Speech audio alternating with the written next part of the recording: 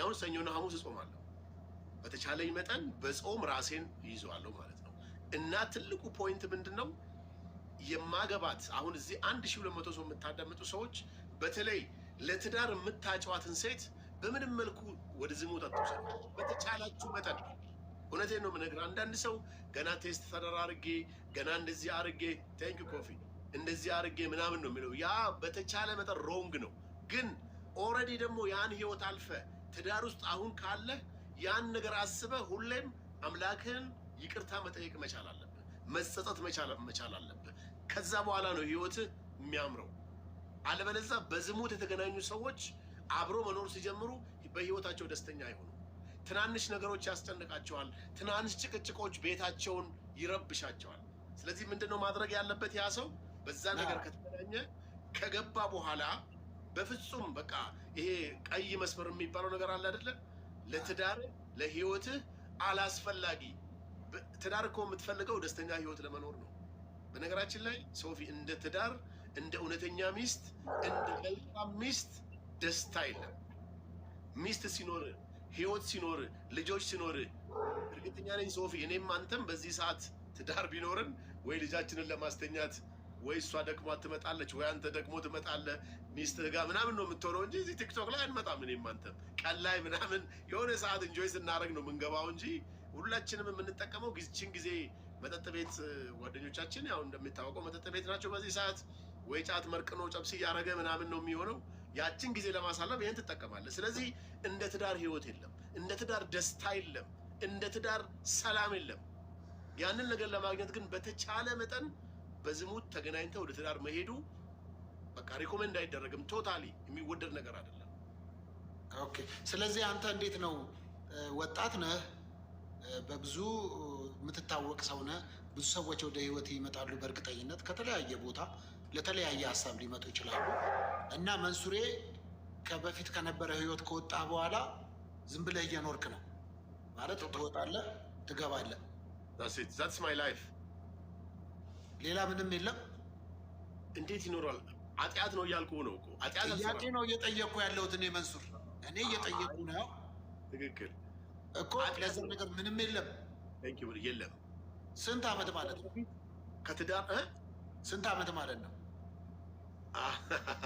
ይህን በአመታት ልነግርህ አልችልም። ቆየ፣ ረጅም ጊዜ ነው። ረጅም ጊዜ ነው፣ ግን አላደርግም። ከትዳሬ በፊት ዝሙት አልሰራም። ሃይማኖቴ ስለከለከለኝ፣ እስልምና ስለከለከለኝ ሐሙስና ሰኞ እጾማለሁ በተቻለኝ መጠን። እና እንዴት ነው? ዝም ብለህ እየኖርክ ነዋ።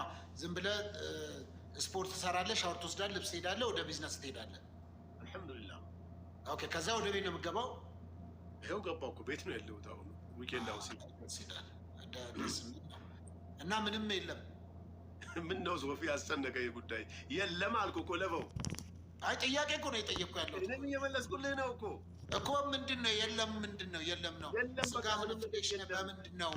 በተቻለኝ ነገርኩህ እኮ እኔ የእስልምና እምነት ተከታይ ነኝ፣ ሙስሊም ነኝ። በላኢላሃ ኢለላህ ሙሐመድ ረሱሉላህ አምኜ ነው የምኖረው። ይሄ ሙስሊም ደግሞ የሚያዝህ ከዝሙት መራቅ መቻል አለባችሁ። ላ ተቅረቡ ዚና፣ አትቅረቡት ነው የሚለው። አይደለም አታርጉ እኮ አይደለም፣ አትቅረቡ ነው የሚለው። ስለዚህ መቅረብ አልፈልግም፣ ራሴን ማሳሳት አልፈልግም። ሐሙስና ሰኞ ጾሙ ያላገባችሁ ሰዎች ብለዋል። ሐሙስና ሰኞ ጾማለሁ እኮ። ገባኝ። ጥሩ እኮ ሀሳብ፣ ጥሩ እኮ ሀሳብ እኮ በጣም ተረድቻለሁ። ግን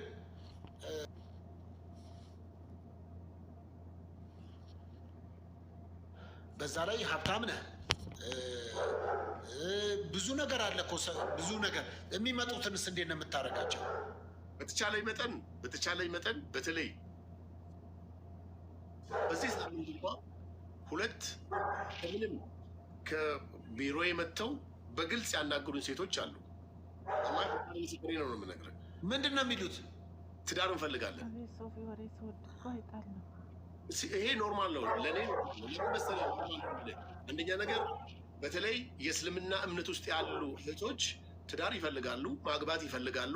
ሙስሊም እኔን ደግሞ ስለሚያውቁ በትዳር መጣመርን ይፈልጋሉ። የሆነ ነገር ፈልገው ምናምን ነገር አይደለም። እኔም ማምነው እስከዛ ድረስ ስለዚህ ምንድን ነው የማደርገው እኔ በተለይ በእንደዚህ አይነት ህይወት ውስጥ ያላለፈች ሴት ከሆነች በጣም ጥሩ ምክር ነው የምሰጣት። ሴት ልጅ በተቻለ መጠን የሚወደደውም በባሏም የምትከበረውም በጣም ይቅርታ ይህን ወርድ ስጠቀም ክብሯን ይዛ ባሏ ጋር ስትሄድ ነው። ይሄ ምንም ጥያቄ የለው። በተለይ ግን ታዲያ እዚህ ላይ እንዴት ነው እንደሚሰራ በምን ታረጋግጣለህ? እንዴት መኖሯ ለመኖሩም ነው የምትለኝ? በኋላ ካገባህ በኋላ ለእኔ ሪኩዌስት አይደለም፣ ለእኔ መኖሩ ሪኩዌስት አይደለም። እንዲሁ የመጣውን መክሬ ነው እንደዛ ምለው እያልኩ አይደለም። አንተ ነው የምልህ ሰውነትህ ሲጠይቅ እንዴት ነው ይሰራል ወይ ነው የምልህ። በኋላ አትቸገርም። ምንድን ነው ሐሙስና ሰኞ ጾም አለው እኮ እንደሚሰራ በምን ታውቃለህ ነው እኮ። እሱን ለብቻ እነግርሃለሁ ሌላ ጊዜ።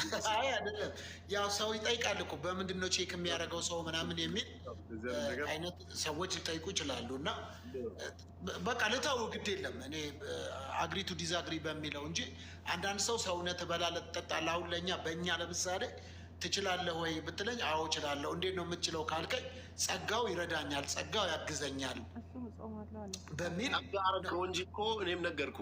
ጸጋ አንተ ወደ ጸጋ ቀየርከው እንጂ መንሱር ቁርአኑ የሚያዘው ሐሙስና ሰኞ ጹም፣ ሰላትን ስገድ፣ ሻህዋ ሲያስቸግረ ስሜት ሲያስቸግረ ሐሙስና ሰኞ ጹም ይልሃል። ሰላትን ሰግደ አምላክህን ለምን ወደ ትዳር ለመምጣት ነው የሚለው። ኦፍኮርስ አንተ ወደ ጸጋ ወሰድከው እንጂ እኔም በሰላት ይይዘዋለሁ። ያንን የእኛ ቁርአን ምን ይላል መሰለ ሶፊ፣ ሰው የሚያደርገው ነገር የሚጸልየው ጸሎት ስግደቱ ተቀባይነት መኖሩን የሚያረጋግጠው ከወንጀል ሲርቅ ነው ይላል። ዝሙተኛ ካልሆንክ ወንጀል የማትሰራ ከሆነ ለፈጣሪ ያለ ቅርበት ጥሩ ከሆነ ስግደቱ፣ አምልኮት ተቀባይነቱ ደረጃው ከፍ ብለዋል ማለት ነው። ያኔ እስቲ ላላገቡ ሰዎች ምን ትመክራለህ? አግቡ። እኔም ላገባ ስለሆነ እናንተም አግቡ። በቃ ይህም ብቻ ነው የምልህ። ሲንግል በነበርክበት ወቅት ብዙ ፈተናዎች አሉ፣ ብዙ የመጣህበቶች ሂደቶች አሉ። እነዛህን የመጣህባቸውን ሁሉ መንገዶች ትምህርትም ስለሚሆኑ ላላገቡ ወጦች፣ ለኢትዮጵያውያን፣ ለኤርትራውያን ብዙዎች አንተን ምሳሌ የሚያደርጉ ነገ መንሱር የደረሰበት ቦታ ብንደርስ፣ ብዙ ሰዎች ደግሞ ሀሳብህን ይወዱልሃል። የሚገርም የመንሱር አስተሳሰብ በጣም ኮሜንት ላይ ምዝ እያየ ከሆነ በጣም ብዙዎች ነው ሀሳብህን የሚወዱልህ የሚያደንቁ። እና ከዚህ አንጻር እስቲ አንተ ምንድን ነው የምትለው? ምን ትመክራለህ? የመጀመሪያው ወጣት ከሆንክ በተለይ ከፈጣሪ ጋር ያለ ግንኙነት ጠንካራ መሆን አለበት። ኦርቶዶክስ ከሆንክ በ10ቱ ቃላት ታዘዝ፣ አምላክህን አምልክ።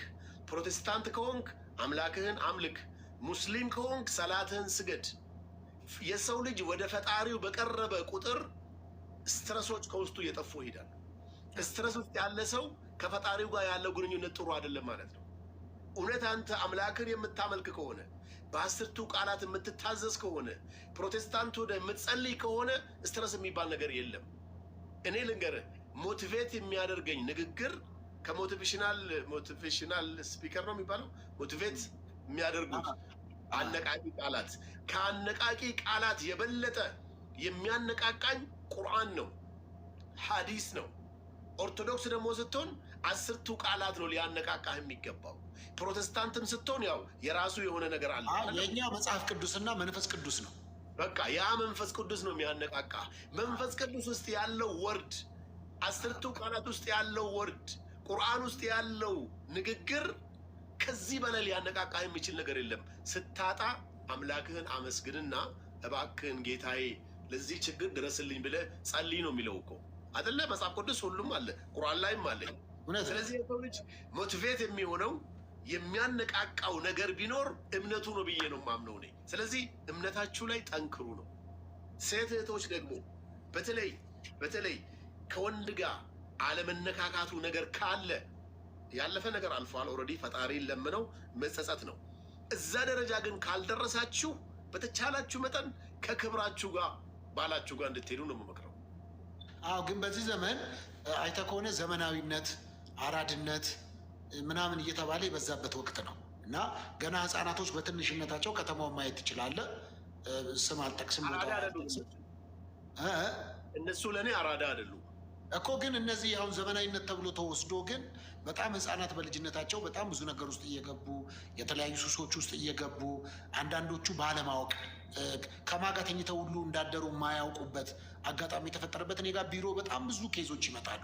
እንደ ሚዲያ እንድንሰራቸው ብዙ ነገሮች ስለሚመጡ ከማጋ እንዳደሩ የት እንዳደሩ እንኳን የማያውቁ ቤተሰቦቻቸው ጠዋት ላይ መጥተው ብዙ ነገሮች ይዘው መጥተው ከሴቶችና ከህፃናት ጋር ብዙ የሰራናቸው ስራዎች አሉ እና ለእነዚህ ህፃናቶች ወጣቶች ምንድን ነው የምትመክረው? አራድነት ምንድን ነው?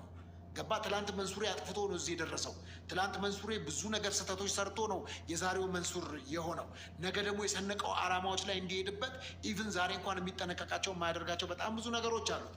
ስለዚህ ከዚህ አንጻር እስቲ አንተ መልእክትን አስተላልፍ። በተለይ ቲኔጀር የሚባሉት 14 ዓመት 15 16 17 18 ያልሞላቸው ህፃናት ልጆች በተለያዩ የአዲስ አበባ ክፍል ውስጥ በከባድ ሁኔታ ውስጥ ነው ያሉት።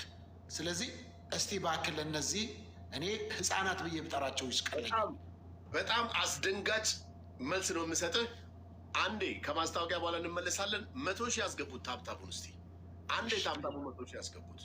ታፕታፕ ሲደረግ ኮፒ ሊንክ ሲደረግ ለአካውንቱ ጥሩ ነው የሚሆነው። መልካም አንዴ 100 ሺህ ያስገቡት። 27500 ላይ ነው ያለው አሁን 27500 ቴንክ ዩ።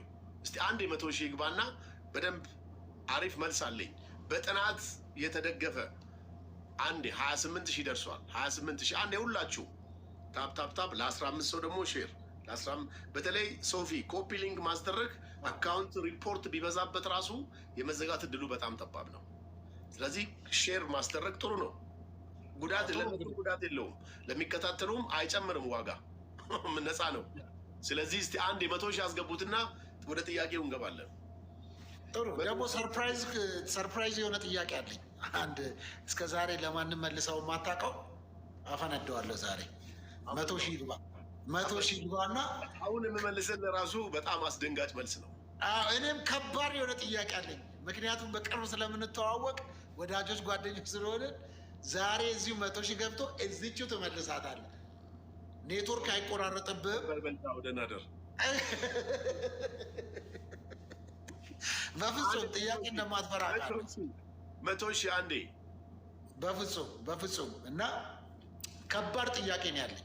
ከባድ ጥያቄ እኔ ጥያቄ ታውቃለህ፣ ያኔ ራሱ ምን እንደምትጠይቅ ያው በእኛ ህግ አልከኝ። ምን እንደምንጠይቃቸው አንነግራቸውም። ራሳችን ጥናት ለማንም ጥያቄ አልሰጥም አንናገርም። እና ምን ይመስላል ስትለኝ እኔ ማንንም ጠይቄም አላውቅም። ማንም ሰው ይሄን ነው የምጠይቀው ብሎ ጠይቆኝ አያውቅም። የምችለውን ነገር ነው የምመልሰው።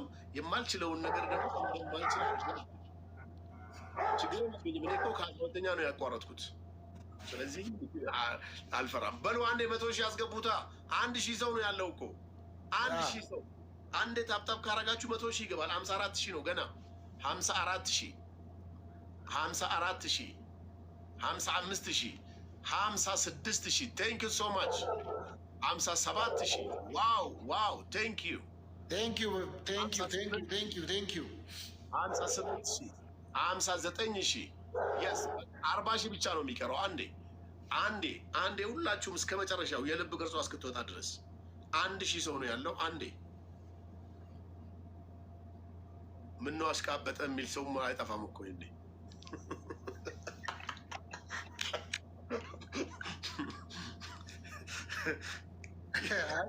ዛሬ ይመስለኛል ብዙ ሰው በጎ ህሊና ያለው ሰው እና ማይኮ ይኸው በጣም መልካም ሰው ነው ያለው። በእውነት ትምህርት እያገኙበት ነው እንዲያውም ያሉት እንጂ ኔጌቲቭ ኮሜንት አላየውም እስካሁን ድረስ። መንሱሬ ቆይ 100 ሺህ ይግባ። ይግባ 100 ገባ። አንተ ብዙ ሰው ነው የሚሰማ። ጌታ ብዙ ሰው ነው የሚወዱ ማለት ነው። ሶፊያችን ማይኮ ይኸው ቅድም መንሱር እያመሰገነ ነበር። ከባድ ወንጌላዊ ሆኗል እያለ ነበር። ይሄን ድምፅ አውቀዋለሁ አይደለ እንዴ? ሪችማን ነዋ። ሪችማን እኮ ነው። ማን አልከኝ? ሪችማን ማይኮ ያ የአንተን 10 ሺህ ብርና ስፖክ የሆነ ያስወሰደብህ የሀመሩን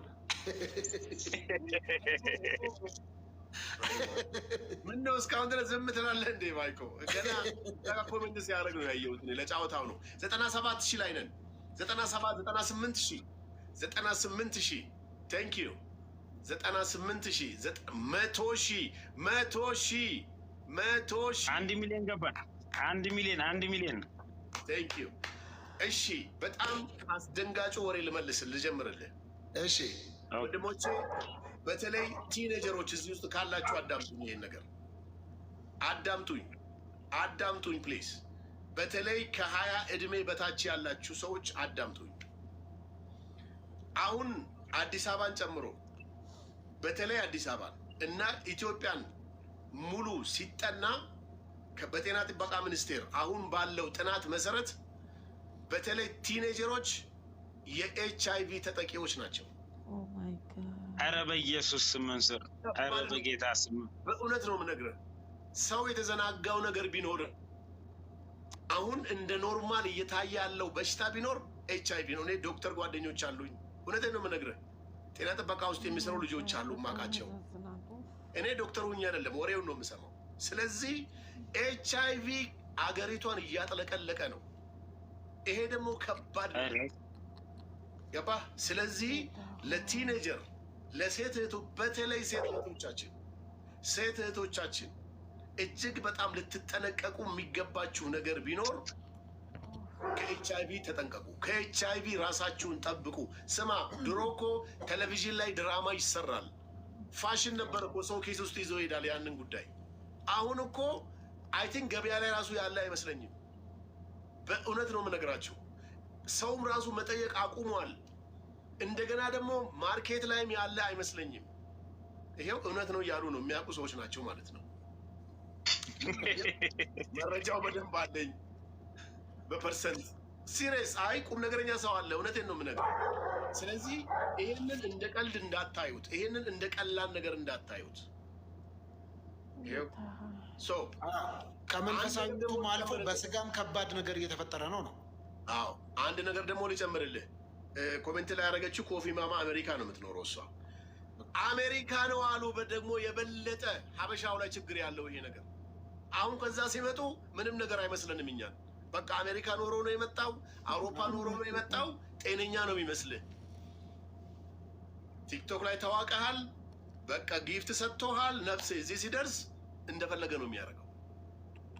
ስለዚህ እህቶቼ፣ በተለይ እህቶቼ ህልምና ነገ ኑሮ መኖር የምታስቡ ሰዎች ዛሬን መጠንቀቅ መቻል አለባችሁ። ለ10 እና ለ20 ደቂቃ ስሜት ተብሎ ህይወታችሁን የሚያበላሽ ነገር ውስጥ አትግቡ። በተለይ ጥንቃቄ የጎደለውን ግንኙነት ማድረግ ሲሆን ክብርሽን ይዘሽ ነው ባልሽ ጋር መሄድ ያለብሽ። ክብር ያላት ሴት ማንም ወንድ ይፈልጋታል። ወቅ ይሄንን ሴት ልጅ ሲምፕሊ ስታገኛትና በጣም ክብር እንዳላት ስታቅ በእውነት በጣም ፍላጎቱ ይጨምራል። ወንድ በተለይ እንግዲህ ሶስታችን እዚህ ጋር ወንዶች ነን። እዚህ ጋም 1100 ውስጥ 700 ወይ 600 ወንድ ሊሆን ይችላል። እውነተኛ በቃ በሲምፕል የምታገኛትን ሴት ኢቭን ስልኳን ላትመልስላት ሁሉ ትችላለህ። ሴት ልጅ ግን ክብር ሲኖራት፣ ራሷን ስትጠብቅ፣ እውነተኛ ሃይማኖተኛ ከሆነች፣ እውነተኛ ሰጋጅ ከሆነች፣ እውነተኛ ቤተ ክርስቲያን የምትሄድ ሴት ስታገኝ ራስህ ትጓጓለህ ለማግኘት። ያ ወንድ የሚፈልጋት በጣም ስታጓጓው ነው። አለበለዚያ ግን ሲምፕል ስትሆን ተራ ነገር፣ ርካሽ ነገር ነው የሚሆነው። በጣም ይቅርታ ወርዱ የሚደብር ነው። እኔ እነዚህ አይነት ነገር መናገር ይከብደኛል። ግን ባለው ሁኔታ አሁን ባለው ጥናት ይሄ ከባድ ችግር እየፈጠረ ስለሆነ ወንድም እህቶቼ፣ በተለይ እህት ያላችሁ ወንድሞች፣ ይሄን ነገር የምትሰሙ ሰዎች እባካችሁን ለእህቶቻችሁ ይሄን ነገር በግልጽነት ንገሯቸው። ገና ቲኔጀር የሆኑ ልጅ ያላችሁ አባቶች፣ አባት እንኳ ብዙ ጊዜ እንደዚህ አይነት ነገር መናገር ይፈራል። እናቶች ግን ይሄን ነገር ለልጆቻችሁ ነግራችሁ መምከር መቻል አለባችሁ። ከባድ ችግር ነው እየተፈጠረ ያለው። መጠጥ ቤት ሰክረው የሚያደርጉትን ነገር ቅድም እንዳልከው ነው። ከማን ጋር የት እንደሄዱ እንኳ አያውቁ።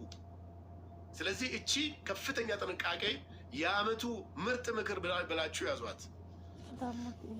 ይሄ ነው ፓስተር ሶፊ። በጣም ነው የሚገርም ትክክለኛና እውነተኛ በጥናት ላይ የተመሰረተ ነገር ነው ያነሳው መንሱሬ።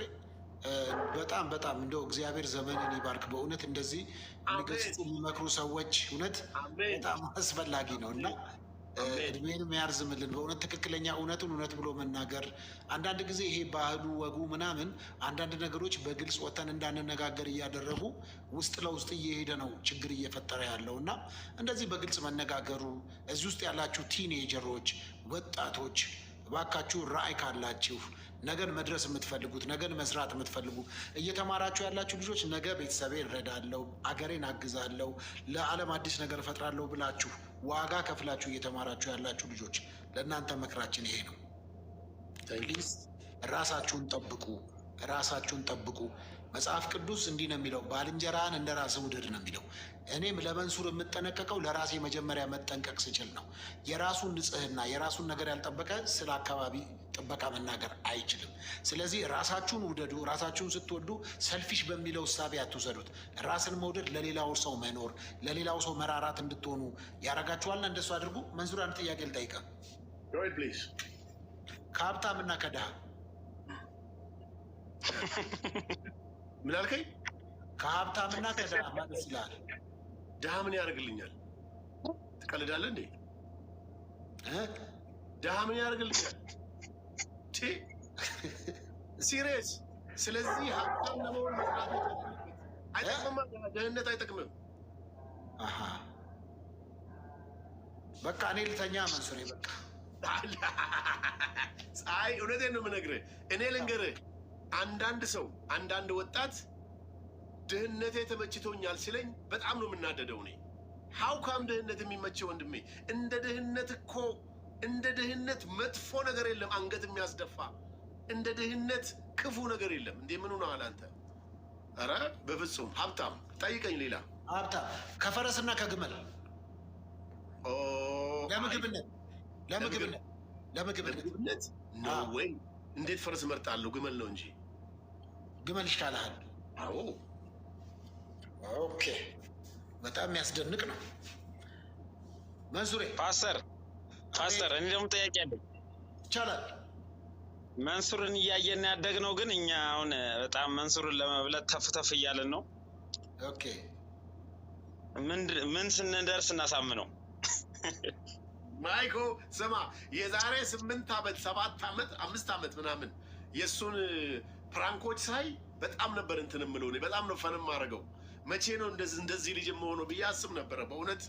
በቃ እውቅና ማማ ለመድረስ በተለይ ትራፊክ ሆኖ ምናምን የሰራ አይ ቲንክ 3 ዓመት ምናምን አይበልጥም። ግን አንድ ጥያቄ እፈልጋለሁ። አሁን ኮሜንት ሰው ይመልስ።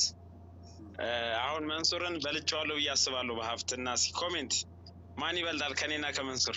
እንዴ ምን ጥያቄ አለው? እኔም መመስከር እችላለሁ። ኮሜንት ምን ያደርግልሃል? እኔ እዚህ ጋር ያለው በደንብ ነው የምትበልጠው ማይከው። ሌላ ሰዎች ለምንድን ነው ታዲያ? አንተ የተነሳበት ሀሳብ እኮ መንሱር ከባድ ነው። እኛን አንተን አይተን ነው ኦልሬዲ ችግር ጠልቻለሁ። ባይዘው መንሱርን ሳይ ሁል ጊዜ